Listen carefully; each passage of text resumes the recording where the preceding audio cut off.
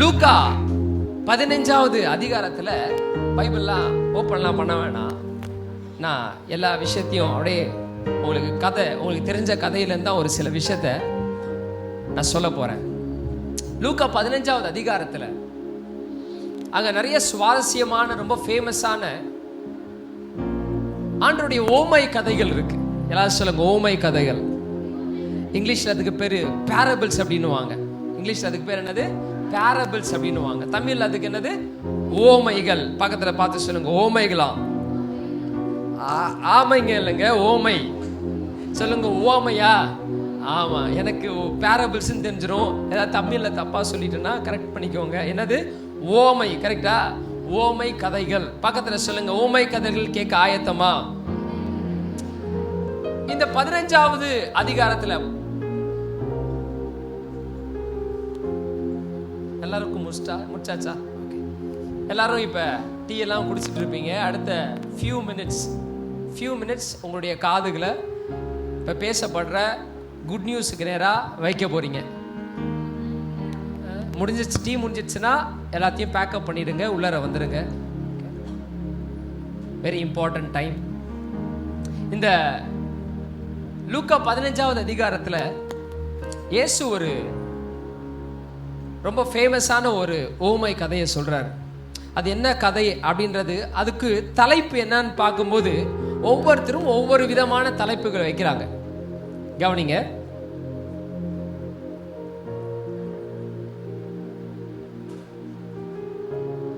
நான் இப்ப பேசுற மெசேஜ் எந்த சர்ச்சிலையும் இப்படிப்பட்ட மெசேஜை கிறிஸ்மஸ் நாள் அன்னைக்கு பேச மாட்டாங்க. அதனால இந்த மெசேஜை நீங்க கேட்டீங்கன்னா நான் சொல்றேன், இந்த கிறிஸ்மஸ் தான் உங்களுடைய வாழ்க்கையில கடைசி கிறிஸ்மஸா இருக்கும். எதுக்குன்னா கஷ்டத்துக்கும் பஞ்சப்பாட்டுக்கும் இதுதான் ஃபைனலா இருக்கும். இதுக்கு மேல உங்க லைஃப் கொண்டாட்டமா இருக்கும். கை தட்டி இருக்கிற உங்களை கர்த்தர் ஆசீர்வதிப்பாரு. ஆனா ரிக்வெஸ்ட் பண்றேன், நான் பேசுற இந்த மெசேஜை காது கொடுத்து கேளுங்க. பக்கத்துல சொல்லுங்க, காது கொடுத்து கேளுங்க. என்னடா அவன் இயேசு பிறந்தாரு, மரிச்சாரு, வந்தாரு, போனாரு, செஞ்சாராம், மாட்டு கொட்டாயில பறந்தாராம், என்ன பண்ணாராம், வளர்ந்தாராம், அற்புதம் செஞ்சாராம், அப்புறம் சிலுவையை தூக்குனாராம், மரிச்சாராம், போனாராம். இயேசு ஒரு சிந்திக்கத்தக்கதான ஒரு பேரபிள்ஸை சொல்றாரு. அந்த 15வது அதிகாரத்தில் ஐ திங்க் 3 பேரபிள்ஸ் இருக்கும்னு நினைக்கிறேன், if I am not wrong. அதில் ஒரு பேரபிள் தான் இருக்கிறதே டாப் நாட்ச்ல. இந்த யார் இந்த வார்த்தை அடிக்கடி யூஸ் பண்ணுவார்னா, இந்த செஃப் யார் அவரு? இதெல்லாம் தெரியும். சொல்லுங்க, டாப் நாட்சான மெசேஜை கேட்க போறீங்க. சொல்லுங்க, டாப் நாட்ச். டாப் நாட்ச்னா நிறைய பேர் ஏதோ புதுசாக முடிக்கிறாங்க. டாப் நாட்ச்னா என்ன அர்த்தம்? யாராவது ஹெல்ப் பண்ணுங்க. தமிழ் என்ன சொன்னோம்? அட்டகாசம். எல்லாரும் சொல்லுங்க, அட்டகாசமான சமாச்சாரம். பக்கத்துல பார்த்து சொல்லுங்க, அட்டகாசமான சமாச்சாரத்தை கேட்க. ஆமா, தம்பியை பார்த்து அண்ணன் சொல்லணும், அண்ணனை பார்த்து தம்பி சொல்லணும், ஒய்ஃபை பார்த்து ஹஸ்பண்ட் சொல்லணும், பக்கத்துல இருக்கிற சிஸ்டரை பார்த்து சொல்லணும். சொல்லுங்க, அட்டகாசமான உன் வாழ்க்கை மாறும்படியான அட்டகாசமான ஒரு நற்செய்தி காத்து கொண்டிருக்கிறது. ஜீசஸ் அப்படியே சொல்லும் போது இந்த கதையை பத்தி சொல்றாரு. அந்த கதைக்கு என்ன தலைப்பு வைக்கலான்றதை நம்ம கடைசியில முடிவு பண்ணிக்கலாம். ஏன்னா பல காலமா அதுக்கு சபை வேற விதமான தலைப்புகளை வச்சுட்டு இருக்கிறாங்க. என்ன கதை சொல்றாருன்னா, ஒரு அப்பாவுக்கு 2 பையன் இருந்தாங்களாம். எத்தனை பையன் இருந்தாங்களாம்? 2 பையன் இருந்தாங்களாம்.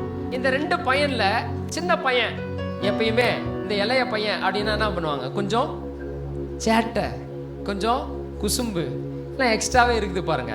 சின்னதாக பிறந்துச்சுன்னா, ஏன்னா சின்னதாக பிறந்ததுனால அது மேலே எக்ஸ்ட்ரா செல்லத்தை கொடுக்குறாங்களா, என்ன ஆயிடுது, கொஞ்சம் சேட்டை ஜாஸ்தி. எல்லாரும் சொல்லுங்க, கொஞ்சம் சேட்டை ஜாஸ்தியாக இருந்திருக்குது அந்த 2வது பையனுக்கு. அப்படி சேட்டையிலே இருந்துட்டு இருக்கிறப்ப இந்த அப்பா பார்த்தீங்கன்னா எப்படிப்பட்டவர்னா, கோடீஸ்வரர். எப்படிப்பட்டவர்? கோடீஸ்வரர். அதாவது இந்த காலத்துல சொன்னா கோடீஸ்வரர் கூட இல்ல, அவர் ஒரு பில்லியனியர்னு கூட சொல்லலாம். அவர் அவ்வளவு பெரிய செல்வ சீமானான ஒரு தகப்பன். அவர்கிட்ட போயிட்டு இது வேணும் அப்படின்னு கேட்டு, இன்னைக்கு என்கிட்ட காசு இல்லடா இன்னைக்கு என்னால் முடியாது, இன்று போய் நாளை வா அப்படின்னு சொல்கிற மாதிரியான அப்பா இல்லை. என்ன நீ கேட்டாலும் அன்னைக்கே வாங்கி கொடுக்கத்தக்கதான அவ்வளோ பயங்கரமான ஒரு செல்வந்த அப்பாவாக இருந்தாராம்.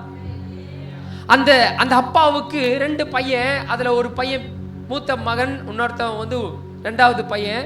இந்த 2வது பையன் வளர்ந்து அப்படியே வந்துட்டே இருக்கும்போது ஃப்ரெண்ட்ஸோடலாம் இருக்கிறாப்புல, ஜாலியாக இருக்கிறாப்புல, பேசுகிறாப்புல, விளையாடுறாப்புல, போகிறாரு. அப்படியே டீனேஜ் பருவத்துக்கு போகுது. டீனேஜ் பருவத்துக்கு போயிட்டோன்னே அப்படியே ஃப்ரெண்ட்ஸோட வெளியெல்லாம் அவருக்கு எக்ஸ்போஷர் கிடைக்குது. உலகத்தை பார்க்குறாரு, அதை பார்க்குறாரு, இதை பார்க்குறாரு. பயங்கரமான எக்ஸ்போஷர்ஸ் அவருக்கு கிடைக்குது. எல்லோரும் இங்கே இருக்கிறீங்கன்னா ஒரு அல்லேலூயா சொல்லுங்க.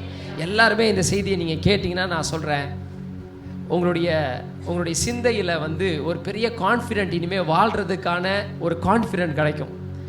ஹல்லேலூயா. நிறைய பேர் வாழ்கிறதுக்கான கான்ஃபிடென்ட், எதுக்காக நான் வாழ்ந்துட்டு இருக்கிறேன் தெரில, உழைக்கிறேன், போகிறேன், வரேன், என்ன என்னுடைய வாழ்க்கை அர்த்தமற்றதாக இருக்குன்னு நினச்சிட்டு இருக்கிறீங்க. நான் சொல்கிறேன், இந்த செய்தி உங்களுடைய வாழ்க்கையை அர்த்தமுள்ள வாழ்க்கையாக மாற்றப் போகிறது. ஸோ அதனால் கேளுங்க.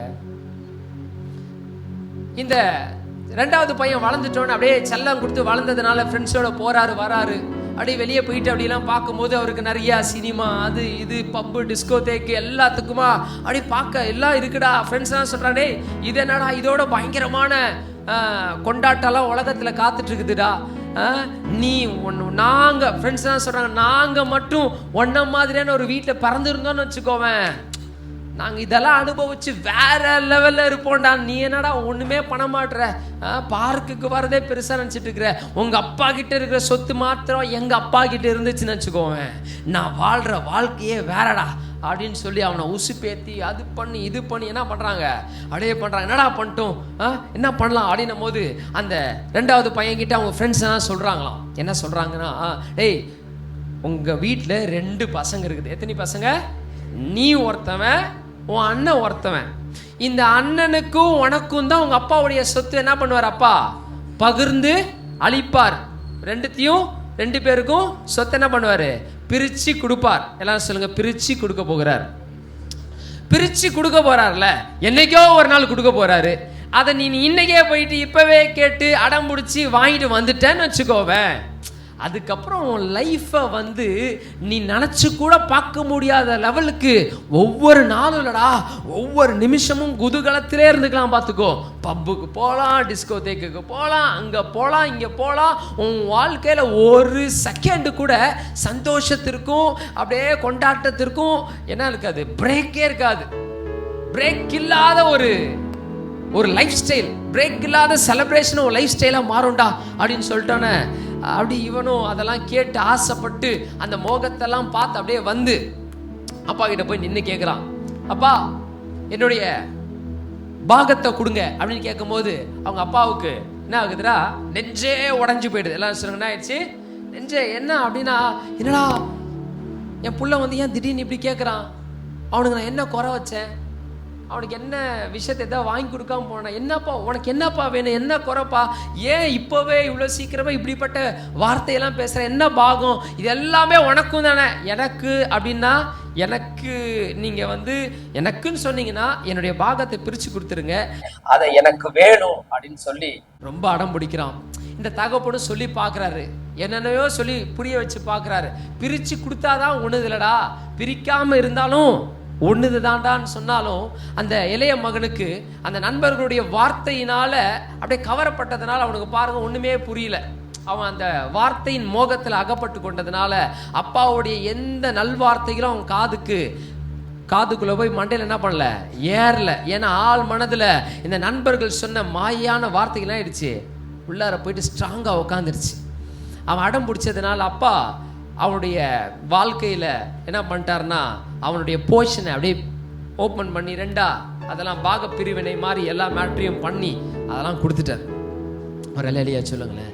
ஸோ இவன் இப்போ வாங்கிட்டு வந்துட்டோன்னா இவன் கூட திரளான ஃப்ரெண்ட்ஸ் வந்து பயங்கரமாக கொண்டாட ஆரம்பிச்சிட்டாங்க. டேய் உன் லைஃப் இனிமே பாரு, வாடா நாங்கள் உனக்கு காட்டுறோம் பாரு, இந்த உலகத்தினுடைய மறுபக்கத்தை தினால் நீ வந்து என்னதான் பெரிய ஒரு மாளிகையில் நீ இருந்திருக்கலாம், எல்லாமே இருந்திருக்கலாம், ஆனால் அதுக்குள்ளே இருந்து தான் நீ ஒரு பெரிய கொண்டாட்டத்தை பார்த்த.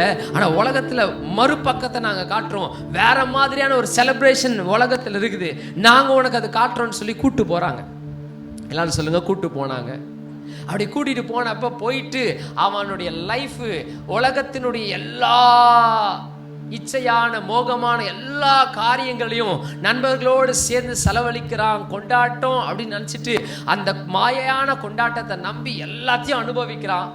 அவன் நினச்சிட்டு இருக்கிறான் என் லைஃப் இப்போதான் பயங்கரமான ஹாப்பியான ஒரு ஸ்டேட்ல இருக்கு அப்படின்னு நினச்சிட்டு இருக்கிறான். இதெல்லாம் இருக்கும்போது ஃப்ரெண்ட்ஸு கூட இருக்கிறாங்க.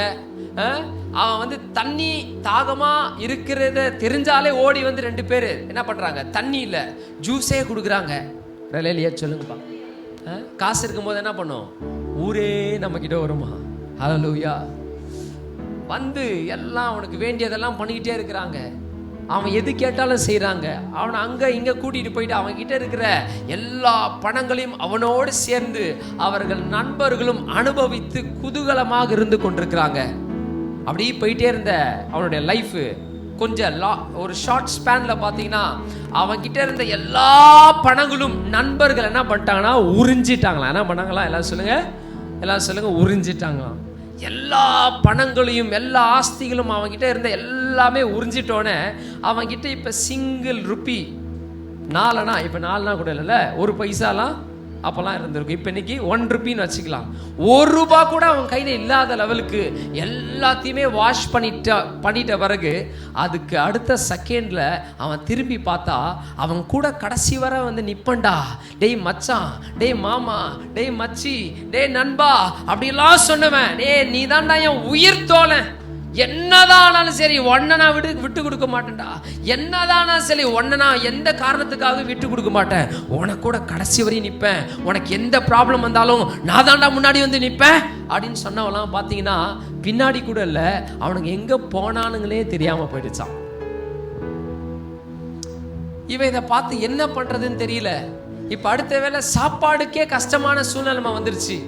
சில காலங்களுக்கு முன்னாடி அவனுக்கு தங்க தட்டுல சாப்பாட சர்வன்ஸ் பெரிய ராஜ உபசரிப்ப அவனுக்கு கொடுத்துட்டு இருக்கிற அந்த நாட்கள் போய் இன்னைக்கு எப்படி ஆயிடுச்சுன்னா சாப்பாடுக்கு இல்லாம வயித்தை பிடிச்சி கதறி கதறி கதறி அழுகிறான். ஏன்னா பசி. எல்லாரும் சொல்லுங்க, பசியினுடைய கொடுமை மோசமானது. சொல்லுங்க, பசியின் கொடுமை மோசமானது. அந்த மோசமான பசியின் கொடுமை இந்த இளைய குமாரன், இந்த சின்ன பையனுக்கு என்ன ஆயிடுச்சுன்னா அப்படியே இதுக்கு இந்த ஓமைய இயேசு சொல்றதுக்கு இந்த கிறிஸ்துவத்தில் இருக்கிற மத கூட்டம் இதுக்கு என்ன பேர் வச்சிருக்கிறாங்க அப்படின்னு பாத்தீங்கன்னா கெட்ட குமாரன் வச்சிருக்கிறாங்களாம். பக்கத்துல பார்த்து சொல்லுங்க, என்ன குமாரன்? கெட்ட குமாரன் கதையினுடைய பேராம்பா. இவங்க இந்த கதைக்கு ஏன் கெட்ட குமாரன் பேர் வச்சிட்டாங்கன்னா இந்த கதையை ஃபுல்லாவே இவங்க படிச்சு முடிக்கல. இல்லையா சொல்லுங்க, சொல்லுங்க. எதையுமே முழுசா பார்க்காம, சொல்லுங்க, எதையுமே முழுசா பார்க்காம முழுசா தெரிஞ்சுக்காம ஒரு முடிவுக்கு வரக்கூடாது. ஹல்லேலூயா. இந்த மத கும்பலுக்கு பார்த்தீங்கன்னா ஃபோன்ஸ் இருந்துச்சுன்னா தயவு செய்து கொஞ்சம் சுவிட்ச் ஆஃப் பண்ணிடுங்க. ஒரு ஃபியூ மினிட்ஸ் தான். கர்த்தர் உங்களை ஆசீர்வதிப்பார். இந்த கிறிஸ்தவ மதம், இந்த கிறிஸ்தவ மார்க்கம் என்பது போய் மதமாக இது உருவெடுத்ததுனால இந்த கிறிஸ்தவ மதம் இதை பார்த்துட்டு என்ன சொல்லுதுன்னா கெட்ட குமாரனின் கதை. என்ன குமாரனின் கதை? ஏன்னா இவன் அப்பாவுக்கு விரோதமா எல்லாம் பண்ணி வந்து கெட்டதா பண்ணிட்டால, அதனால இவனுக்கு என்ன வச்சிட்டானுங்க பேரு? கெட்ட குமாரனின் கதை அப்படின்னு வச்சிட்டாங்க. ஆனா இதுவரையும் பார்த்த இந்த கதையை இப்படி பார்க்கும்போது அவங்க சொல்றது பார்த்தீங்கன்னா கரெக்டாக தான் இருக்குது. ஏன்னா இவன் எல்லாமே பண்ணதெல்லாம் எப்படி தான் இருக்குது? கெட்ட விஷயமா தான் இருக்குது. அதனால இந்த குமாரனுக்கு என்ன பேர் தான் வைக்கணும்?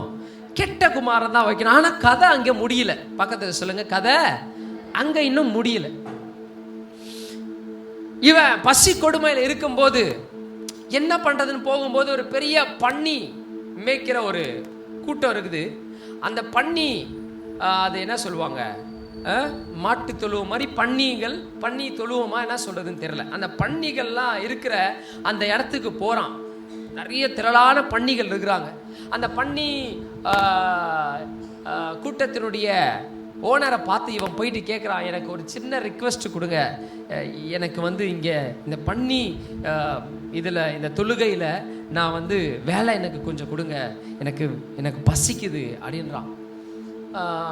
போயிட்டு அங்கே வேலை கொடுத்தாலும் பசி கொடுமையில் ஒரு சிச்சுவேஷன் என்ன பண்ணுறான்னா, அந்த பன்னிகளுக்கு வைக்கப்பட்ட அந்த சாப்பாடை எடுத்து சாப்பிட்ற லெவலுக்கு அவன் லைஃப் போயிடுச்சான். கொஞ்ச நாளைக்கு முன்னாடி அப்படியே ரிவைண்ட் பண்ணி பார்த்தா, அவனை அப்படி கை தட்டினா ஓடி வந்து பரிமாறதுக்கு தங்க தட்டுல, ராஜ உபசரிப்புல, பெரிய மேஜையில பல வகையான உணவுகள் அவனுக்காக ஆயத்தமாக இருக்கும். அவன் கை தட்டினானா போதும், ஒரு குரல் கொடுத்தானா போதும், வேலைக்காரர்கள் அப்படியே வந்து சூழ்ந்து கொள்வாங்க. ஆனால் ஃபாஸ்ட் ஃபார்வர்ட் ஆயிடுச்சு லைஃப். இப்போ வந்து பார்க்கும்போது எங்கே இவன் சாப்பிட்றானா, அந்த ஓனருக்கு தெரியாமல் பன்னிக்கு இந்த சாப்பாடெலாம் கொடுக்கணும்னு அதுக்குன்னு உருவாக்கப்பட்ட, அதுக்குன்னு ப்ரிப்பேர் பண்ண அந்த ஃபுட்டை அந்த ஓனருக்கு தெரியாமல் அந்த பன்னியினுடைய சாப்பாடை எடுத்து சாப்பிட்றானா. ஏன்னா அவனுடைய பசி அவ்வளவு கொடுமையாக இருந்துச்சான். ஹல்லேலூயா, ஹல்லேலூயா.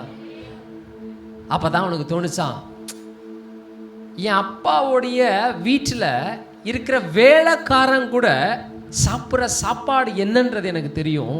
ஆனால் இன்னைக்கு என் லைஃப்பில் இப்படிப்பட்ட சாப்பாடு நான் சாப்பிட்டுட்டு இருக்கிறேன். என் வீட்டில் எங்கள் வீட்டு வேலைக்காரனுக்கு கூட எப்படிப்பட்ட சாப்பாடுனா உயர்தரமான சாப்பாடு இருக்கும். அட்லீஸ்ட் அந்த வீட்டின் வேலைக்காரனை நம்ம மாறிட்டோம்னா கொஞ்சம் நல்லா இருக்கும் அப்படின்னு யோசனை எட்டுச்சான். ஆனால் அவனுக்கு ஒரு பயம், நம்ம தான் அப்பாவை திட்டிட்டு, அப்பாவை யாசிச்சிட்டோமே, பயங்கரமாக திட்டோமே, திட்டி எல்லாத்தையும் சண்டை போட்டு வாங்கிட்டு வந்துட்டோமே, இப்போ எந்த மூஞ்சா வச்சுட்டு போய் நான் நிற்கிறது, எந்த மூஞ்சா வச்சுட்டு போய் நிற்கிறது.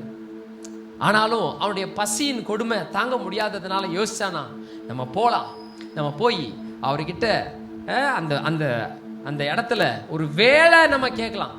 அவர் சொத்துல நம்மளுக்கு பங்கு வாங்கிட்டு வந்துட்டோம், அதனால பிள்ளையா போய் நிற்க வேணாம், ஒரு வேலைக்காரனா போய் ஒரு வேலையை கேட்கறதுக்கு போகலாம் அப்படின்ட்டு போனாராம்.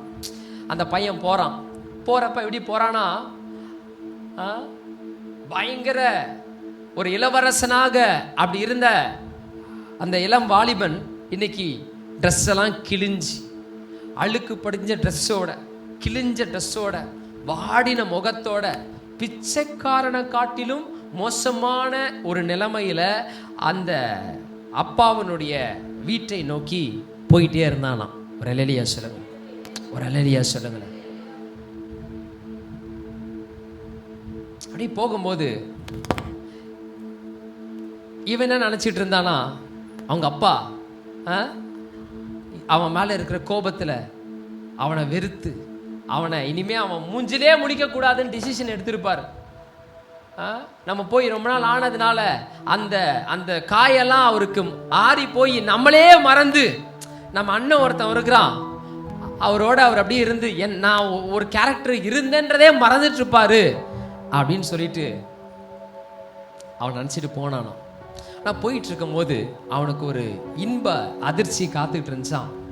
என்ன இன்ப அதிர்ச்சினா, அந்த பேலஸில் அந்த பால்கனியில் அவங்க அப்பா அப்படியே நின்றுட்டு இருக்கிறாராம். எதுக்காகனா, என் பிள்ளை என்னைக்காவது ஒரு நாள் வருவான்ற ஒரு ஏக்கத்தோட அந்த பிள்ளைய குற்றப்படுத்தும்படியாக இல்லை, அந்த பிள்ளைய நேசிக்கும்படியாக காத்துக்கிட்டே இருந்தாராம்.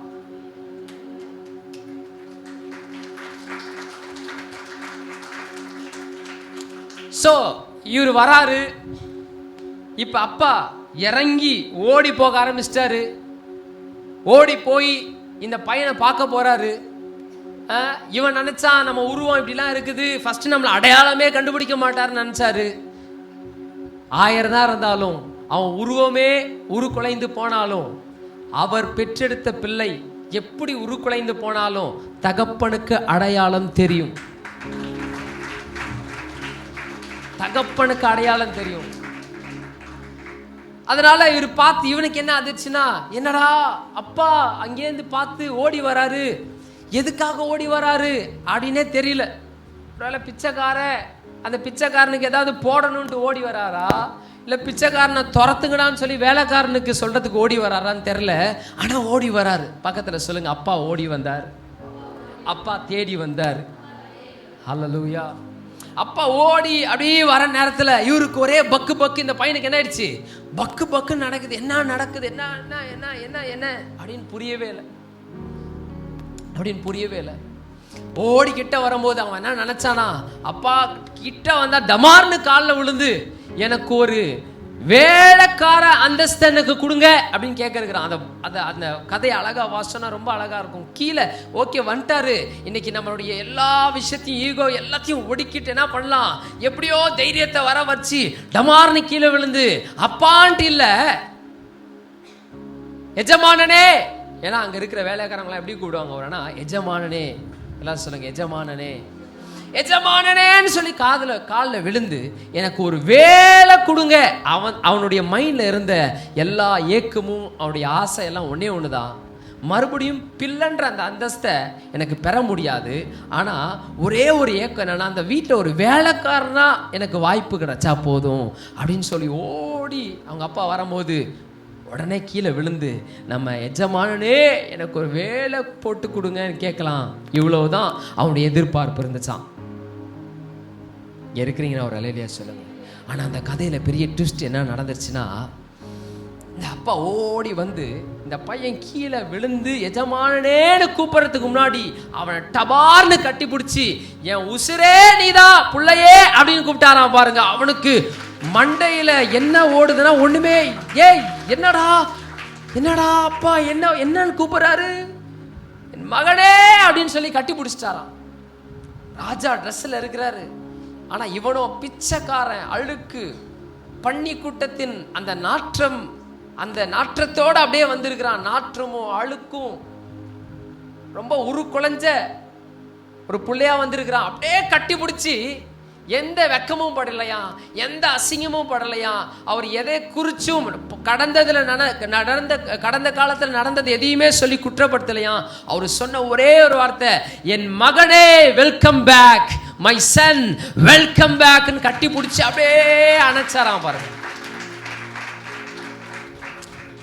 இப்படி நடந்துட்டோன்னே உடனே என்ன பண்றாராம், உடனே இம்மீடியட்டா அவனுடைய அந்த வஸ்திரத்தை மாற்ற சொல்லி உடனே பேலஸ்ல எல்லாருக்கும் உத்தரவு கொடுக்கிறாராம். இம்மீடியட்டா ராஜ போஜனத்தை ரெடி பண்ணுங்க, விருந்தை ஆயத்தப்படுத்துங்கள், என் மகன் திரும்பி விட்டான் அப்படின்னாராம்.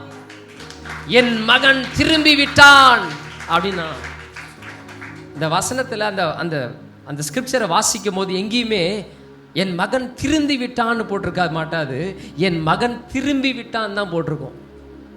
எல்லாரும் சொல்லுங்க, திரும்பி விட்டான் இல்ல, திரும்பி விட்டான். ஹல்லேலூயா. இந்த நியூஸை கேட்டுட்டோன்னே இந்த மூத்த குமாரன் அவனுக்கு பார்த்தீங்கன்னா பயங்கர கோபம். ஏன் அப்படின்னா அவங்க அப்பா கிட்ட வந்து அப்புறம் சண்டை போடுறான். இந்த மூத்த குமாரன் என்ன சண்டை போறானா, ஏன்பா இவ்வளோ கோபமா இருக்கிற, இந்த விசேஷமா நம்ம வீட்டில் கொண்டாட்டம் ஆரம்பிச்சுட்டு இருக்குது, நீ ஏன் இவ்வளோ கோபமா இருக்கிற, நீ ஏன் இவ்வளவு மூஞ்சி இவ்வளோ சோகமா இருக்குது, கோபமா இருக்கிற மாதிரி இருக்கு, என்னதான் சமாச்சாரம், வாப்பா அப்படின்னு கூப்பிட்டு அந்த மூத்த குமாரனை கூப்பிட்டு கேட்கிறாராம் அப்பா. அப்ப இவர் சொல்றாரா, என்ன நீங்க பண்ணிட்டு இருக்கிறீங்க, அவன் யாரு, அவன் நமக்கு என்ன பண்ணான், உங்களுக்கு எவ்வளவு துரோகம் பண்ணான், உங்களை எவ்வளவு காயப்படுத்தினான், உங்களுக்கு எவ்வளவு கஷ்டத்தை கொடுத்தான், எவ்வளவு கண்ணீரை கொடுத்தான். ஆனா இன்னைக்கு அவன் வந்துட்டானா, அவனை நீங்க கேள்வி கேட்டு 4 கேள்வி கேட்டு நாக்கு புடுங்கிற மாதிரி கேட்டு அவனை அனுப்புவீங்கன்னு பார்த்தா, அவனை கட்டி அணைச்சி அவனுக்கு மறுவாழ்வை கொடுத்து அவனுக்கு அந்த மறுபடியும் இழந்த அதே அந்தஸ்தை கொடுத்துருக்கிறீங்களே, அவனுக்கும் எனக்கும் என்ன வித்தியாசம் அப்படின்னு கேட்டானா. ஹல்லேலூயா. அவனுக்கும் நான் அவனை மாதிரி சின்ன வயசுல நண்பர்களோட போய் எல்லா சேட்டைகளும் பண்ணான். நான் அன்னைக்கும் உங்களுக்காக உண்மையா இருந்தேன். அவன் சொத்தை பிரிச்சு கேட்டான், நான் ஒரு நாள் கூட சொத்தை பிரிச்சு கேட்டது கிடையாது, இன்னைக்கு வரையும் கேட்டது இல்லை. ஆனா அவனுக்கும் எனக்கும் இன்னைக்கு என்ன வித்தியாசம் அப்படின்னு கேட்டானா. ஏன்னா இந்த மூத்த குமார் என்ன நினைச்சிட்டானா, நம்ம ரொம்ப பர்ஃபெக்டா, நம்ம ரொம்ப ஒழுக்கமா, நம்ம ரொம்ப கரெக்டா இருக்கிறதுனால புள்ளன்ற அந்தஸ்து கிடைச்சிரும் அப்படின்னு நினைச்சிட்டு இருந்துட்டாப்ல. ஹல்லேலூயா. நான் ரொம்ப பர்ஃபெக்டா இருக்கிறேன், அதனால என் அப்பா என்ன பார்த்து என்னன்னு சொல்லுவாரு, அவன் தப்பா போயிட்டான், அதனால இனிமே அவனுக்கு என்ன கிடையாது, புள்ள அந்தஸ்து கிடையாதுன்னு நினைச்சிட்டாராம். ஹல்லேலூயா. இந்த பையனுக்கு மறுபடியும் இழந்து போன அதே சீட்டு, அதே ராஜ உடை போட்டு மோதிரத்தை எடுத்து அந்த மோதிரத்தை அப்பா அப்படி போட்டாராம். கரங்களை ஏசப்பாவுக்கு தட்டுங்க பார்க்கலாம். இழந்து போன அதே இடத்த மீண்டுமாக கொடுத்தாராம். கொடுத்து சொன்னாராம், நீ மோதிரத்தை போட்டு நீ என்றைக்குமே எனக்கு மகன்தான், என்றைக்குமே எனக்கு மகன்தான். இந்த மத கூட்டங்கள் இத கெட்ட குமாரன் சொன்ன கதை. ஆக்சுவலா இந்த கதை இளைய குமாரனுடைய கதையும் கிடையாது, மூத்த குமாரனுடைய கதையும் கிடையாது. இந்த கதை யாரை பற்றிய விஷயம்னா, இது அப்பாவின் கதை. இது அப்பாவின் கதை. பக்கத்துல பார்த்து சொல்லுங்க, இது அப்பாவின் கதை. இந்த ஓமையை கிறிஸ்து எதுக்கு சொல்றாருன்னா, பிதா நம்ம மேல நம்மளை எப்பயும் இப்படிதான் பார்க்கிறாராம். ஹல்லேலூயா. இன்னைக்கு கிறிஸ்தவ சமுதாயமும் சபையில இந்த மத கூட்டங்கள் என்ன சொல்றாங்கன்னா, இந்த மூத்த குமாரனை போல இருந்தாதான் நீ அவருக்கு புள்ள அப்படின்னு சொல்றாங்க. பக்கத்துல இருக்கவங்களை பார்த்து சொல்லுங்க, அது பொய். சொல்லுங்க, அது பொய். சொல்லுங்க, அது பொய். அது பொய். அது பொய். நீ என்ன வேணா பண்ணு, நீ எப்படி வேணா இரு, நீ எவ்வளவு தூரம் வேணா அவரை விட்டு போ, அவருக்கு எப்பயும் உன்னை பார்த்து அவர் பிள்ளையா மாத்திரம் தான் பார்ப்பாரே தவிர உன்னை கெட்ட குமாரனா பார்க்கவே முடியாது.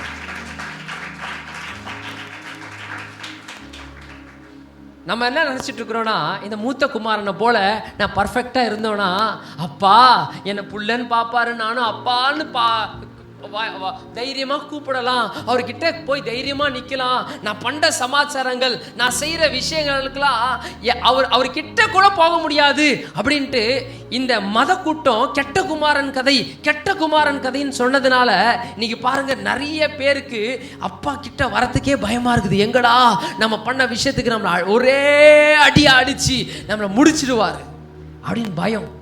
ஆனா இயேசு பிதாவை ரொம்ப அழகா இந்த ஓமை மூலமா சொல்லி கொடுக்குறாரு. பிதா ஒருபோதும் உங்களை புறக்கணிக்காதவர். நீங்க என்னதான் நீங்க பண்ணாலும் அந்த புள்ளன்ற அந்தஸ்தை ஒருபோதும் ஒரு நாளும் இழக்கவே முடியாது அப்படின்றதான் இந்த தகப்பனுடைய மெய்யான சுவிசேஷமா இருக்குது. இன்னைக்கு நிறைய பேர் பார்த்தீங்கன்னா சபைக்குள்ள வருவதற்கு இந்த மத பிரச்சாரம், இந்த மதத்திலிருந்து போதிக்கப்படுகிற இப்படிப்பட்டதான கெட்ட குமாரனுடைய கதைகள் அநேக குமாரர்களை சபைக்குள்ள வருவதற்கு தடையாக மாற்றி வைத்திருக்கிறது. ஆனால் இது அதை கூறவில்லை. இது கெட்ட குமாரனுடைய கதையை கூறல, இது அப்பாவுடைய கதையை பத்தி பேசிக்கிட்டு இருக்குது. லூக்கா 15 அப்பாவுடைய கதையை பேசுது. ஒரு அல்லேலூயா சொல்லுங்க பார்க்கலாம். இன்னைக்கு சில நேரத்தில் நம்ம கூட இந்த மூத்த குமாரனை போல யோசிச்சிடறோம், கோவப்பட்டுறோம்.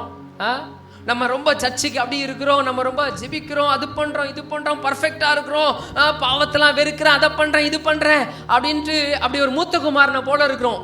திடீர்னு ஒரு இளைய குமாரன் அந்த இடத்துல எல்லா அட்டூழியமும் பண்ணிட்டு அப்படி இருக்கிறான். திடீர்னு பார்த்தீங்கன்னா அப்பா அவனை அணைச்சி அவனை கட்டி பிடிச்சி நம்மளுக்கு கொடுக்குற அதே ஆசீர்வாதங்கள்லாம் கொடுத்துட்டோம். நம்மளுக்கு என்ன வந்துருதுன்னா ஒரே கோபம் வந்துருது. ஒரு அலேலியா சொல்லுங்க, சத்தமா ஒரு அலேலியா சொல்லுங்க, சத்தமா ஒரு அலேலியா சொல்லுங்க.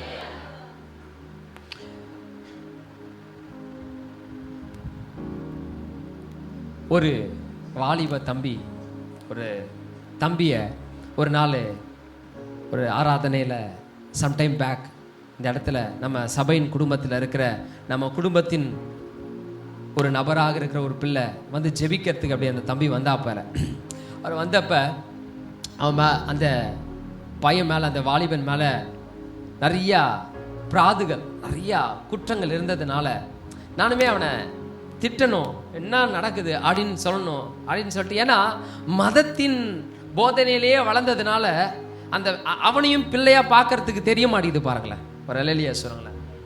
ஆனால் அப்படியே அந்த தம்பி நிற்கிறாப்புல, அவனுக்காக ஜெபம் பண்ணணும். ஆண்டவரே அவனுக்கு நல்ல புத்தியை கொடுங்க, அவனை மாற்றுங்க, இப்படி அப்படி இப்படின்னு ஜெபம் பண்ணணும் அப்படின்ட்டு வாய் எடுக்கிறேன். என் வாயை அடைச்சிட்டு ஆண்டவர் சொல்கிறாரு, டேய் போன வாரம் இப்படியா உனக்கு ஒரு பிசாசு ஒரு கண்ணியை வச்சுருந்தான், நீ ஆக்சிடென்ட் ஆகி இப்படி விழுந்திருக்கணும், அந்த இடத்துல நீ எப்படி தப்பிச்ச அப்படின்னா, நான் தாண்டா அப்பா, அப்பா உன் கூட இருந்து உன்னை கட்டி பிடிச்சி உன்னை அப்படியே அரவணைச்சிட்டு இருந்தேன் பாரு.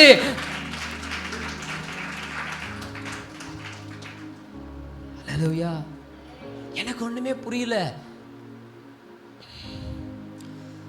ஏன்னா என் மண்டக்குள்ள மூத்த குமாரனுடைய செய்தி இருக்குது பாருங்க. சொல்லுங்க பக்கத்துல பார்த்து, மூத்த குமாரனுடைய செய்தி வேணாம், அப்பாவருடைய செய்தி தான் நம்மளுக்கு வேணும்.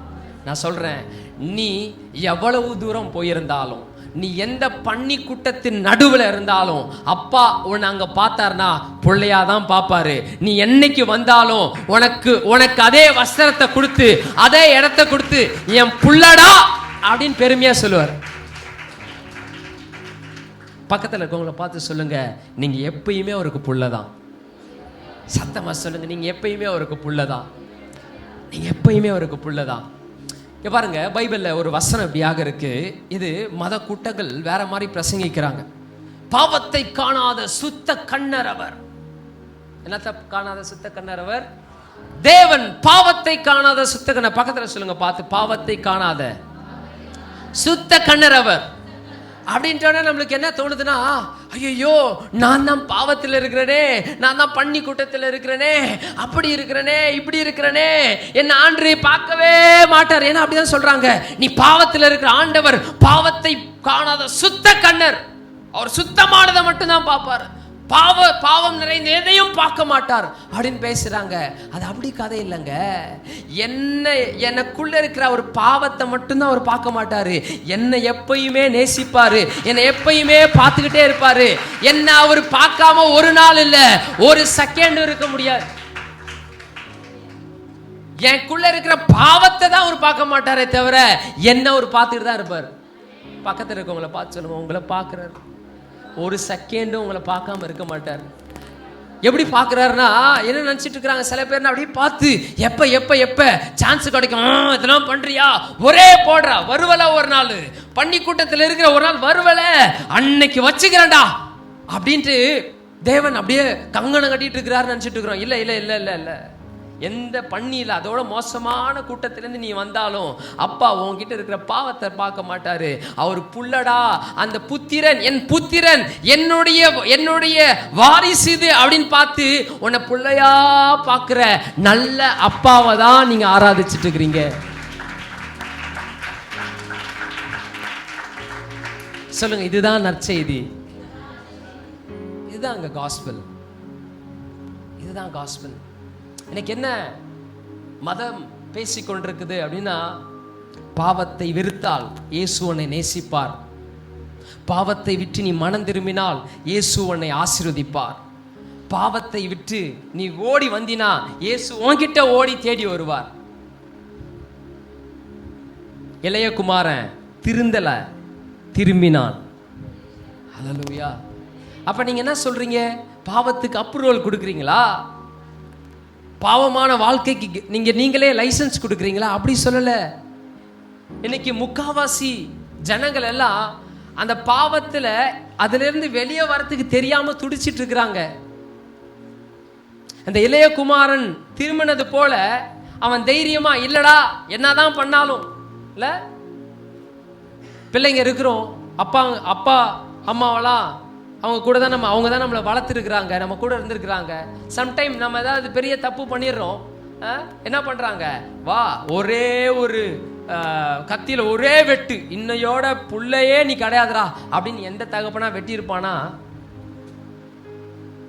பைபிள் சொல்லுது, பொல்லாதவர்களாகிய நீங்களே இப்படி பண்ணும்போது பரமபிதா என் பிள்ளைங்களை நான் எப்படிடா பண்ணுவேன்னு கேட்கிறேன்.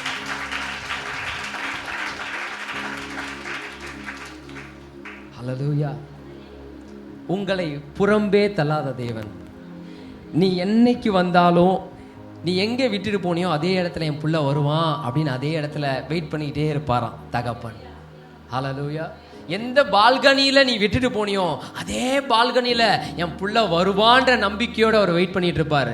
வந்தா அவனை தண்டிக்கல, வந்தா அவனை கட்டி பிடிச்சி அவனுக்கு முத்தத்தை கொடுத்து அவனுக்கு மீண்டுமாக அந்த அந்தஸ்தை கொடுத்து அவனை நான் உயர்த்தி வைப்பேன் அப்படின்ற ஒரு ஏக்கத்தோடு இருப்பார். இன்னைக்கு மதம் என்ன பேசுதுன்னா மாறிட்டு வா அப்படின்னு சொல்லுது. மாறிட்டு வர வேணாம், நம்ம வந்தா போதும். பக்கத்தில் பார்த்து சொல்லுங்க, நீங்க வந்தா போதும், நீங்க வந்தா போதும். இன்னைக்கு ஏராளமான வாலிப பிள்ளைகள், ரொம்ப கஷ்டமா இருக்குது. ஏராளமான வாலிப பசங்க, எக்கச்சக்கமான பேர் உளையான குழியில இருந்துட்டு வெளியில வரத்துக்கு பயந்துட்டு இருக்கிறாங்க. அப்பா கிட்ட வர பயப்படுறாங்க. அவங்க என்ன நினைச்சிட்டு இருக்கிறாங்கன்னா, நான் மாறினாதான் போகணும், ஏன்னா நான் பாவத்தோடு இருக்கிறதுனால அவர் பாவத்தை காணாத சுத்த கண்ணர்ல நான் மாறிட்டு போகணும்னு அவனும் எவ்வளோ போராடுறான். அவனுக்கு ஒரு உண்மை தெரியல, அவன் கிட்ட வந்தாதான் மாறவே முடியும். இன்னைக்கு மதம் அவனை கிட்ட வர விடாம மனம் திரும்பு மனம் திரும்பு மனம் திரும்பு, மனலாம் திரும்ப வேணாம், நீ அப்பா கிட்ட திரும்பி வந்தா போதும், ஆட்டோமேட்டிக்கா அவர் எல்லாவற்றையும் அவனோட லைஃப்ல இருக்கிறதுல மாற்றி உனக்கு மறுபடியும் அந்த ட்ரெஸ்ஸை போட்டு அந்த மோதிரத்தை போட்டு என் புள்ளடான்ட்டு பெருமையா மறுபடியும் உலகத்துக்கு காட்டுவார். ஹல்லேலூயா. இந்த கதையில பார்த்தீங்கன்னா ரொம்ப சுவாரஸ்யமான ஒரு விஷயம் என்னன்னா, அவர் மறுபடியும் இளையகுமாரன் வந்துட்டோன்னு விருந்து ஆயத்தப்படுத்தி ஊரே இன்வைட் பண்ணாராம். ஊரே சரி வந்துட்டான், சரி நம்ம நம்ம நம்ம வரையும் பர்சனலாக அவனை அக்செப்ட் பண்ணிக்கலான்னு இல்லை, அவர் ஊருக்கே தெரியப்படுத்தணும், இவன் என்னைக்குமே விட்டுட்டு போயிட்டான்றதுனால அவன் எனக்கு பிள்ளை இல்லைன்னு ஆயிட முடியாது, என்னைக்குமே அவன் புள்ளதான், உலகம் அறிஞ்சுக்கணும்னு சொல்லி எல்லாரையும் கூப்பிட்டாராம்.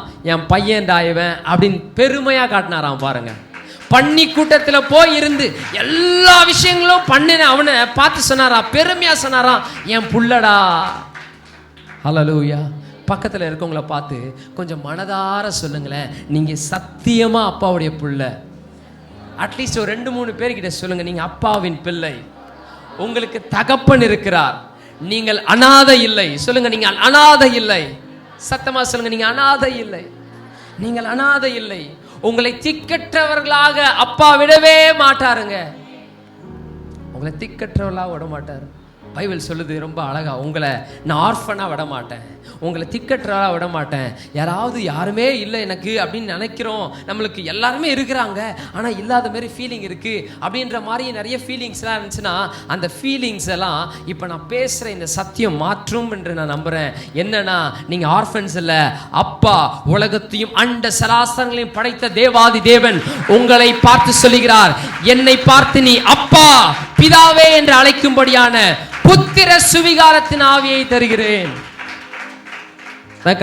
கடந்த நாட்களில் நான் பேசிக்கிட்டு இருந்தேன் சர்ச்சில், ரோமர் 8வது அதிகாரத்தில் இப்படியாக சொல்லியிருக்குது. புத்திர 15வது வசனத்தில் சொல்லப்படுது, புத்திர சுவிகாரத்தின் ஆவி. பக்கத்தில் சொல்லுங்களேன், புத்திர சுவிகாரத்தின் ஆவி. சொல்லுங்க, புத்திர சுவிகாரத்தின் ஆவி அப்படின்னா என்ன அப்படின்னா கொஞ்சம் கேளுங்களேன்.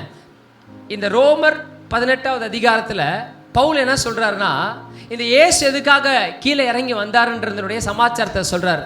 இன்னைக்கு மத கூட்டம் என்ன பேசிட்டு இருக்குதுன்னா, இயேசு எதுக்காக கீழே வந்தாருன்னா என் பாவத்தையும் என் சாபத்தையும் போகிறதுக்காக. பாட்டு கூட பாடுறோம், பாவங்கள் போக்கவே சாபங்கள் நீக்கவே பூலோகம். ஆனா அதுக்கும் வந்தாரு, ஆனா அதுக்காக மெயினா வரல. அவர் வந்ததனுடைய மெயின் ரீசனை இப்ப நான் சொல்லி முடிக்க போறேன். இந்த 8வது 15வது வசனத்தை வாசிக்கும் போது ரொம்ப அழகா அங்க ஒரு மேட்டரை சொல்றாங்க. கிறிஸ்து மூலியமாக பரலோகம் நமக்கு புத்திர சுவிகாரத்தின் ஆவியை கொடுத்துருக்கான். அப்படின்னா என்ன அர்த்தம்னா, டேய் இவன் யாரு தெரியுமா, என்னுடைய ஒரே பேரான குமாரன். யாரு? இயேசுவ பிதா சொல்றாரு, என்னுடைய ஒரே பேரான குமாரன் என் பையன். இவன் எதுக்கு உனக்கு கொடுக்குறேன்னா, நீங்கெல்லாம் உங்களுடைய அடையாளத்தை மிஸ் பண்ணிட்டு இருக்கிறீங்க. என் பையனாகிய இயேசுவுக்கு ரொம்ப தெளிவா தெரியும் தான் யார் அப்படின்றது தெரியும். என்னுடைய மகன் என்ற அந்த ஆணித்தனமான நம்பிக்கை அவனுக்கு இருக்கு. இப்போ இயேசுவை எதுக்கு அனுப்பினார்னா, இயேசு மூலியமா நம்மளுக்கு ஒரு மெசேஜை சொல்றாரு. எனக்கு அப்பா எப்படியோ அதே மாதிரி தான் உங்களுக்கும் அப்பான்றது சொல்றதுக்காக தான் இயேசு மேல இருந்து கீழே இறங்கி வந்திருக்கிறார். உங்க பாவத்தை போக்குறதுக்கா, உங்க சாபத்தை, அதெல்லாம் கரெக்டு தான். கிராஸ்ல சிலுவையில பண்ணாரா, எல்லாம் ரைட்டு தான். ஆனா மெயின் நியூஸ் அது கிடையாது. முக்கியமான செய்தி எதுனா, இயேசு கீழே வந்ததுக்கு ரீசனே, ஏய் அப்பா பிதான்ட்டு நான் இயேசு பிதாவை பார்த்து கூப்பிட்டு இருக்கிறேன், நீங்களும் அவருக்கு பிறந்த பிள்ளைங்க தான். என்ன உங்களுக்கு மாமிசமும் ரத்தமும் இருக்குது, எனக்கு அது இல்லை, அவ்வளவுதான். ஆனா நீங்களும் நானும் எந்த இடத்துலையும் குறைச்சவும் கிடையாது. எனக்கு பிதா எப்படியோ, இயேசுக்கு பிதா எப்படியோ அப்படிதான் நமக்கும் பிதா இருக்கிறார். அதுல ஒரு இயேசுவை இங்க, உங்களை இங்க இல்ல, ஒரே ஈக்குவலா பாக்குறாரு. இளைய குமாரனையும் அப்படிதான் பார்த்தாரு. இந்த இளைய குமாரன் கதையில வருகிற இந்த தகப்பனுடைய கதை வேற யாரைய பத்தியும் சொல்லல. இயேசு பிதாவை பத்தி பேசிட்டு இருக்கிறார். பிதா நீ எப்படிப்பட்டவனா இருந்தாலும் உன்னை பிள்ளையா மாத்திரம் தான் பார்ப்பார். ஹல்லேலூயா. ஒரே ஒரு சாப்டரை மாத்திரம் உங்களுக்கு காண்பிச்சு முடிக்க விரும்புகிறேன். ஹீப்ரூ சாப்டர் 2 எனக்கு பேஷன் டிரான்ஸ்லேஷனில் போடணும். ஹீப்ரூ சாப்டர் 2 தமிழ்ல எபிரேயர் 2வது அதிகாரம். ஒரே ஒரு விஷயத்தை நான் காட்டி முடிக்க விரும்புகிறேன். இந்த வசனத்தை நீங்கள் கவனிங்க. நம்மளை இந்த மத கும்பல்கள் எப்படியாக நம்மளை குழப்பி வச்சிருக்கிறாங்க அப்படின்றத பார்க்க முடியும். இவ்வளோ நேரம் நான் பேசிட்டு இருந்த இந்த ஓமை கதைகளை குறித்து ரொம்ப அழகாக, ரொம்ப சூப்பராக பவுல் இந்த எபிரேயருக்கு எழுதின நிருபத்தில் எழுதியிருக்கிறாரு. அதை பேஷன் டிரான்ஸ்லேஷனில் நான் வாசித்து நானே அப்படியே தமிழாக்கம் பண்ண போகிறேன். ஒருவேளை எல்லாருமே எடுத்துருக்கிறீங்கன்னா எல்லாரும் சேர்ந்து கூட வாசிக்கலாம். 10லிருந்து 15 முடிய வாசிக்க போகிறோம். 1, 2 and 3. ஒரு நிமிஷம், எல்லாரும் எடுத்துக்கிட்டீங்கன்னு நினைக்கிறேன். எல்லாரும் எடுத்துக்கிட்டீங்களா? இங்கே பேஷன் டிரான்ஸ்லேஷனில் வரதுக்கு முன்னாடி தமிழில் ஒரு வாட்டி வாசிடலாம். எபிரேயர் 2வது அதிகாரம் 10வது வசனத்திலிருந்து 15 முடிய நம்ம வாசிக்க போகிறோம். ஒரு வேறு பைபிள்னா நோ ப்ராப்ளம், இவங்க வாசிக்கும் போது கேளுங்க, நானுமே அதை நான் வாசித்து காட்டுறேன் உங்களுக்கு. ஓகே, இந்த வசனத்தில் வாசிக்கிற இந்த வசனத்தில் எதுக்கு இந்த டிரான்ஸ்லேஷன் எடுக்க சொல்கிறேன், ரொம்ப அந்த இடத்துல அழகாக இருக்கும். ரெடியா? இப்போ இவ்வளோ நேரம் கேட்டிங்களா இந்த ஓமை கதைகள். இப்போ பரலோகத்திலிருந்து கிறிஸ்து எதுக்காக இறங்கி வரணும் அப்படின்ற விஷயத்த பரலோகத்தில் ஒரு கான்வர்சேஷன் நடக்குதான். என்ன கான்வர்சேஷன்னா, அப்பாவுக்கும் பிள்ளைக்கும், நம்முடைய மூத்த சகோதரனாகிய கிறிஸ்து பிதா கிறிஸ்து கிட்ட சொல்லிட்டு இருக்கிறாரு, இதுதான்டா நம்மளுடைய பிளானு. உங்க கூட உன்னுடைய சகோதரிகளுக்கு இந்த அடையாளத்தை மிஸ் பண்ணி இருக்கிறாங்க. நம்ம ஒரு டிசிஷன் எடுக்கலாம். ஏன் சார்பா நீ என்ன பண்ணு, நீ கீழே போயிட்டு நீ எப்படி எனக்கு உரிமையில் எந்த உரிமையில் இருக்கிறியோ அதே போல தான் அவர்கள் அப்படின்னு நீ சொல்ல போக முடியுமான்னு கேட்குறாரு.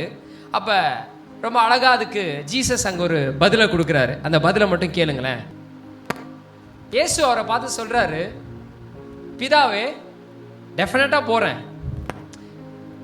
நான் உங்ககிட்ட போய் என்ன சொல்கிறேன் அப்படின்னா, மாமிசத்தையும் ரத்தத்தையும் கொண்டுள்ள நீங்கள், உங்களுக்கும் எனக்கும் டிஃப்ரென்ஸ் என்ன அப்படின்னா, எனக்கும் உங்களுக்கும் ஒரே டிஃப்ரென்ஸு, நீங்கள் மாமிசத்தில் ரத்தத்தில் இருக்கிறீங்க, நான் அதில் இல்லை. ஆனாலும் பிதாவுக்கு நான் எப்படி பிள்ளையாக இருக்கிறேனோ அதே போலதான் நீங்களும் அவருக்கு பிள்ளைகளாக இருக்கிறீர்கள் அப்படின்னு எழுதியிருக்கு. இப்போ நீங்கள் வாசித்த வசனத்தினுடைய அர்த்தம் இதுதான். ஒரு அல்லேலூயா சொல்லுங்களேன். குட் நியூஸ் என்னன்னா, இயேசு எதுக்கு கீழே இறங்கி வந்தாருன்னா, நான் அவரை பார்த்து அப்பான்னு கூப்பிடுற உரிமை எனக்கு இருக்கு, அதே உரிமை உனக்கும் இருக்கு. நான் அவருக்கு புள்ளன்ற அந்தஸ்தை பெற்றிருக்கிறேன்னா நீங்களும் அதே அந்தஸ்தை பெற்றிருக்கிறீங்க. நீங்கள் எனக்கு 1% கூட இறங்கினவங்கள பிதா என்னையும் உங்களையும் சரிசமமாக பார்க்கிறார் என்று சொல்லுவதற்கு தான்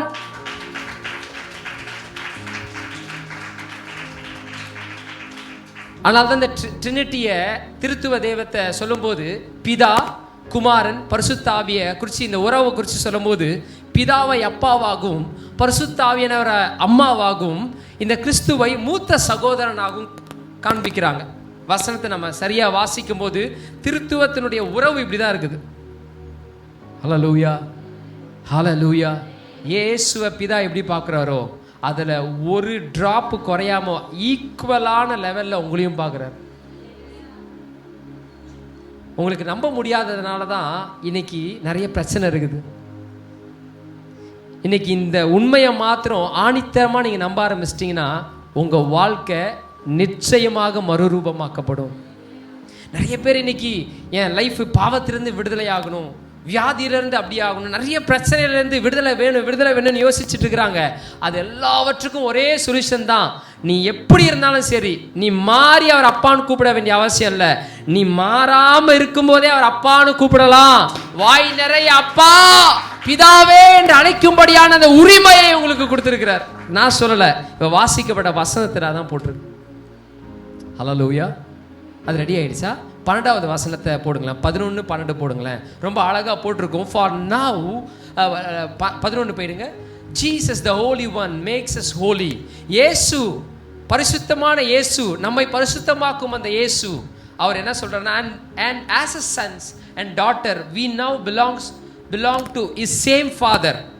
இங்க என்ன சொல்றாருன்னா, இயேசுக்கு யார் அப்பாவோ அதே இயேசு, அதே அப்பா தான் இன்னைக்கு நமக்கும் இயேசுவின் மூலமாக அப்பாவாக நாம் அறிந்திருக்கிறோமா. ஹல்லேலூயா. So he is not ashamed or embarrassed to introduce us as his brothers and sisters. இயேசு இன்னைக்கு பரலோகத்தில் போயிட்டு உங்களையும் என்னையும் எப்படி சொல்றாரா, என் தம்பி என் தங்கச்சிங்கன்னு சொல்றதுக்கு அவர் வெக்கமே படல. இங்க போட்டிருக்கு he is not ashamed. அவர் வெக்கப்படாம இயேசு பிதா கிட்ட போய் சொல்றாராம், என் தம்பி என் தங்கச்சிங்க என் சகோதர சகோதரிங்கன்னு சொல்லி அப்படியே சந்தோஷத்தோட சொல்றாராம். ஹல்லேலூயா. The Holy One, இந்த இயேசு, the Jesus the Holy One, இந்த பரிசுத்தமான இயேசு, பாவத்தை காணாத சுத்த கண்ணர், அவர் போய் தைரியமா பிதா கிட்ட சொல்றாராம், பிதாவே என்னுடைய சகோதர சகோதரிகள் என்று. ஹல்லேலூயா. 12 போடுங்க. For he has said, I will reveal who you really are to my brothers and sisters, and I will glorify you with praise in the midst of the congregations. அவர் என்ன சொல்றாருன்னா, இயேசு பிதாவை பார்த்து, நீங்க என்னை எப்படி பார்க்குறீங்களோ அதே போலதான் என்னுடைய சகோதர சகோதரிகளை பார்க்குறீங்க என்பதை அவங்களுக்கு நான் போய் அறிவிச்சுட்டு வந்துட்டு அவங்க மத்தியில இருந்து நானும் அவங்களோட சேர்ந்து உம்மை துதிப்பேன்னு சொல்றாரு. இன்னைக்கு உலகத்துல இந்த மத ரீதியான சத்தியங்கள் சொல்லி சொல்லி சொல்லி என்னுடைய சகோதர சகோதரிகள் உங்களை விட்டு தூரம் இருந்து உங்களை பார்த்து கிட்ட வரத்துக்கே பயப்படுறாங்க. ஐயோ நான் இப்படி பண்ணிட்டேனே, ஐயோ நான் தப்பு பண்ணிட்டேனே, அப்பா கிட்ட போய் சொத்தெல்லாம் பிரிச்சு எடுத்துட்டு வந்து எல்லா அட்டகாசம் பண்ணிட்டேனே, அப்பா இப்ப என் மேல எவ்வளவு கோபமாக இருப்பாரு அப்படின்னு சொல்லி உங்ககிட்ட வருவதற்கு பயப்படுறாங்க. ஏன்னா இந்த மதம் உங்களை கடவுளாக மாத்திரமே காண்பிக்கிறது. ஆனால் நான் போய் சொல்றேன், அவர் கடவுள் தான், ஆனா அதே கடவுள் அவர் உங்களுக்கு அப்பாவாகவும் இருக்கிறார் என்று சொல்லி நான் போய் அவங்களுக்கு சொல்லிட்டு வரேன். Jesus game down. ஏசு எதுக்காக கீழே வந்தார்னா, அவரு ஏய் என் சகோதர சகோதரிகளே, என்ன அப்பா எப்படி பார்க்குறாரோ உங்களையும் அப்படிதான் பார்க்குறாரு. நீ ஏதோ தப்பு பண்ணி அவருக்கு கோபம் படுத்திட்ட அப்படின்றதுனால அவர் உன்னை வெறுக்கல, அவர் உன்னை வெறுக்கவே முடியாத லெவல்ல இருக்கிறாரு. ஹல்லேலூயா, ஹல்லேலூயா. நான் சொல்றேன்,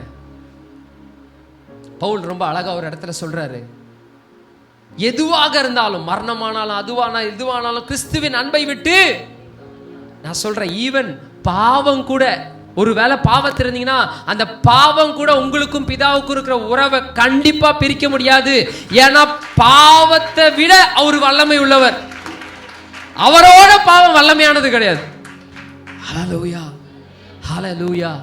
பக்கத்துல பார்த்து சொல்லுங்க, நெருங்கி வா திரும்பி வா, நெருங்கி வா திரும்பி வா. ஹல்லேலூயா. இந்த கிறிஸ்மஸுடைய நற்செய்தி என்னன்னா, இயேசு பிறந்ததனுடைய நோக்கமே உங்களுடைய அடையாளத்தை, என்னுடைய அடையாளத்தை காட்டுவதற்காக தான் வந்தார். ஆமென். இந்த மதம் நம்மளுக்கு சொல்லி கொடுத்து பயமுறுத்தி இந்த இளையகுமாரன் எப்படி பயந்து தயங்கி அப்படியே மூளையில இருந்தானோ அதை போல நம்மளை மூளையில வச்சுட்டு இருக்குது. இல்ல இயேசு வந்து என்ன சொல்லுவார்னா, கம் கம் கம் கம், அதெல்லாம் உண்மை இல்லை, அதெல்லாம் பொய், அந்த கோட்டெல்லாம் அலைங்கடான்னு சொல்லி அழைச்சிட்டு அவர் சொல்றாரு, இது எல்லாம் பொய், நீ பாவம் செஞ்சிட்டதுனால நீ அவருக்கு பிள்ளை இல்லாம ஆயிட முடியாது. நீ எவ்வளவு ஆழத்துக்கு போனாலும் பாதாளத்தில் தான் இவர் சொல்றாரு தாவீது, நீ பாதாளத்தில் படுக்கை இட்டாலும், நான் சொல்றேன், நீ எவ்வளவு பாதாளத்துல நீ இப்ப இருந்தினாலும், ஒருவேளை உன்னுடைய மனதுக்கும் உனக்கும் தெரியும், இல்ல ரொம்ப அகல பாதாளத்தில் இருக்கிறேன். பைபிள் ரொம்ப அழகா வேதத்துல போட்டிருக்கு. தாவீது சொல்றாரு, நீ பாதாளத்தில் படுக்கை இட்டாலும் அங்கேயும் பக்கத்துல வந்துட்டு என் புள்ளன்னு ஒன்று பார்ப்பேன், என் உசிரே நீதான். பாவம் நமக்கும் பிதாவுக்கும் நமக்கும் கிறிஸ்துவுக்கும் இருக்கிற உறவை பிரிக்க முடியாது. பாவத்திற்கு அவ்வளவு வல்லமை கிடையவே கிடையாது. ஹல்லேலூயா. அவருக்கு நிகரானது ஒன்றுமே இல்லை என்பது நீங்க ஒத்துக்கொள்வீங்கன்னா, அப்படின்னா பாவமும் அவருக்கு நிகரானது இல்லை. அவருக்கு முன்னாடி அது ஒரு சாதாரண மேட்டருங்க. நெருங்கி வா, கிட்ட வா, திரும்பி வா, அப்பா உனக்காக காத்து கொண்டிருக்கிறார். உன் வஸ்திரத்தை மாற்றவும், உனக்கு மோதிரத்தை உனக்கு மோதிரத்தை மாற்றிவிட்டு உனக்காக ஒரு பந்தியை ஆயத்தப்படுத்தி என் மகன் என்று பெருமையோடு காட்டுவதற்காக. ஒருவேளை மூத்த குமாரர்கள் இருந்துட்டு குற்றம் சொல்லலாம், இவனா இவனா என்று சொல்லலாம். இவன் யார்? இவன் பண்ணது என்ன? அவன் என்ன வேணா பண்ணிருக்கட்டும், என்னதான் இருந்தாலும் அவன் என் புள்ளடா, என்னதான் இருந்தாலும் இவன் என் மகடா, இவன் என் மகடா அப்படின்னு சொல்லி அப்பா எந்த நேரத்திலையும் உங்களை விட்டு கொடுக்காம அப்படியே கல்லு மாதிரி ஸ்ட்ராங்கா இருப்பாருங்க. ஆமென். கல் எப்படி ரொம்ப அப்படியே ராக்ஸ், பெரிய பயங்கர அப்படியே பெரிய ராக் அசைக்க முடியாத மாதிரி இருக்குதோ, அதே போலதான் எந்த நேரத்திலையும் பிதா கிறிஸ்து உங்களை விட்டு கொடுக்காதபடி அப்படியே அப்படியே ஸ்ட்ராங்கா இருப்பாங்க உங்களை நேசிக்கிறதுக்கு. ஹல்லேலூயா. இயேசு உங்களை நேசிப்பதும், பிதா உங்களை நேசிப்பதும், பரிசுத்தாவினர் உங்களுக்குள்ள இருப்பதும் மெய்யான சத்தியமாக இருக்கிறது. நீங்கள் பாவம் செய்தாலும் கூட கிறிஸ்து உங்களுக்குள்ள இருக்கிறது தான் இந்த சத்தியத்தின் வெளிச்சமாக இருக்கிறது. நீங்கள் இந்த பாவத்தில் இருக்கும் போது, விடுதலை ஆகணும்னு நினைக்கும் போது நீங்க பண்ண வேண்டியதெல்லாம் ஒண்ணுதான், எனக்குள்ள அவர் இருக்கிறாரா, உலகத்துல இருக்கிற இந்த பாவத்தை காட்டிலும் எனக்குள்ள இருக்கிற கிறிஸ்து பெரியவர் என்பதை நீங்க, இதெல்லாம் விட முடியல பிரதர், அதெல்லாம் என்னால மாற்றிக்கொள்ள முடியல பிரதர், என் வாழ்க்கையில இப்படிப்பட்ட படுகொலியில இருக்கிறேன். எப்படிப்பட்ட படுகொலியில இருந்தாலும் அப்பா என்று கூப்பிட்டா ஓடி வந்து உன்னை கவ்விக்கொண்டு அணைத்து கொண்டு பிள்ளையே என்று தூக்க அவர் ஆயத்தமா இருக்கிறார். ஹல்லேலூயா. நீ எப்பேற்பட்ட பண்ணி கொடுத்து அங்க இருந்தாலும் ஜஸ்ட் திங்க் பண்ணு, இளையகுமாரன் யோசிச்ச மாதிரியே நானும் திரும்புறேன். எப்படி திரும்ப போறேன்? ஒரு வேலைக்காரனா இல்ல. இளையகுமாரன் கதையில ரொம்ப அழகா தகப்பன்னு அவருடைய குணத்தை சொல்லிட்டாரு. நீ ஓடி வந்தினா உனக்கு நான் எஜமானன் இல்லை, நான் உனக்கு அப்பான்றதை என்னைக்குமே மாற்ற முடியாது. நான் உனக்கு அப்பா தான். என்னை நீ பார்த்து அப்பா பிதா என்று அழைக்கும்படியான அந்த உரிமையை, அந்த புத்திர சுவிகாரத்தின் ஆவியை கிறிஸ்துவின் மூலியமாக நம்மளுக்கு தந்தரில் இருக்கிறார். கிறிஸ்துவின் மூலியமாக உங்களுக்கும் எனக்கும் அந்த புத்திர சுவிகாரத்தின் ஆவியை உள்ளர வைத்திருக்கிறார். அதை எவனாலையும் மாற்ற முடியாது. எந்த மனுஷனாலையும், எந்த பாவத்தினாலையும், எந்த பிசாசினாலையும் மாற்றவே முடியாது. இன்னைக்கு பிசாசு பொல்லாத மத பிரச்சாரத்தை வைத்து அவன் எப்படி யூட்டிலைஸ் பண்ணிட்டு இருக்கிறானா, இப்படிப்பட்ட தவறான உபதேசங்களை சொல்லிட்டு இருக்கிறான். நீ மனம் திரும்பினால் அவர் உன்னை நேசிப்பார், மனம் திரும்பினால் உன்னை ஆசீர்வதிப்பார், மனம் திரும்பினால் உன்னை ஏற்றுக்கொள்வார். இல்ல, அவர் எப்போ உன்னை கைவிட்டாரு, உன்னை மறுபடியும் ஏற்றுக்கொள்வதற்கு உன்னை என்னைக்குமே அவர் கைவிடல. தாயின் கருவில் உருவாகும் முன்னே பெயர் சொல்லி அழைத்தவர் அவர் முடிவு பரியந்தம் உன்னை பிதா அப்பா உன்னை பிள்ளையாக பார்ப்பதுதான் அவருடைய வைராக்கியமான உறுதியாக இருக்கிறது. அவருடைய வைராக்கியமே அதான். எப்படி நீ என்ன தலைகீழ பண்ணாலும் உன்னை பிள்ளைன்ற அந்த அந்தஸ்தை விட்டு கொடுத்துடக்கூடாது. ஹல்லேலூயா. இதுதான் இங்க காஸ்பல் பேசுது.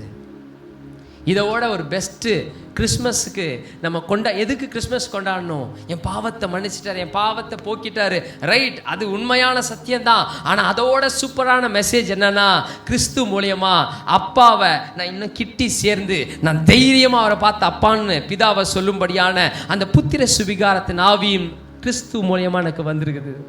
இதை நான் செலிப்ரேட் பண்ணணும். ஹல்லேலூயா. ஹல்லேலூயா. உலகத்தையும் அண்ட சராசரங்களையும் சொல்றாங்க, எவ்வளோ பிளானட்ஸ் இருக்கு, அது இருக்கு, இது இருக்கு, இது எல்லாத்தையும் படைத்த இந்த பிதாவாகிய தேவன் உங்களுக்கு அப்பாவாக இருக்கிறது தான் இந்த கிறிஸ்மஸுடைய செய்தியாக இருக்குதுங்க.